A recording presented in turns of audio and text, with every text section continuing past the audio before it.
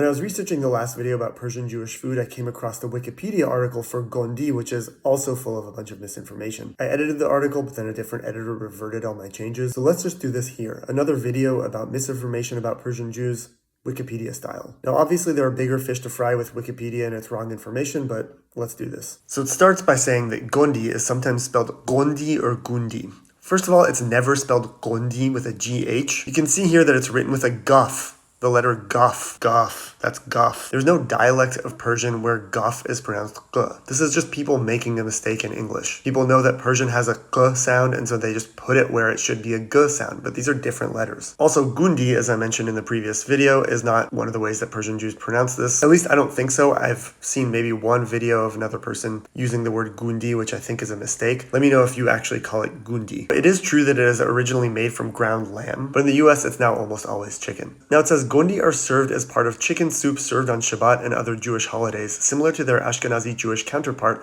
matzo balls. That's just not true. Just because they kind of look like matzo balls and they're in soup does not make them a counterpart to matzo balls. Matzo balls don't have meat in them. They're made of matzah. They're used in completely different contexts than gondi. Not everything has to be related to something Ashkenazi for people to understand it. Gondi are meatballs. It's closer to spaghetti and meatballs than it is to matzo balls. Alternative names, Persian matzo ball soup? No.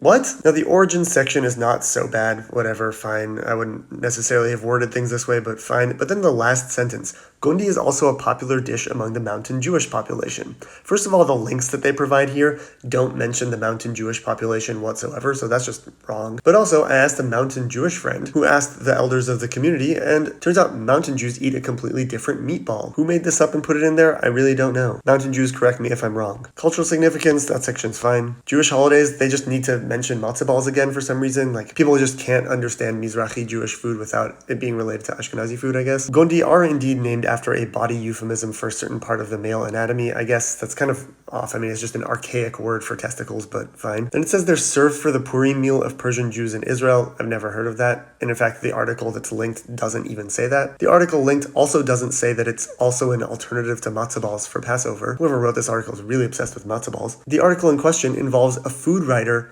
suggesting using these as a, quote, exotic alternative to matzo balls. It doesn't say that they are an alternative. It says that they could be used as an alternative if you're trying to be, ooh, exotic and fancy, like those exotic and fancy Persian Jews.